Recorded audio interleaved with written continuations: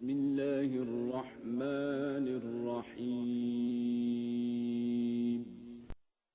ولله يسجد من في السماوات والأرض طوعا وكرها وظلالهم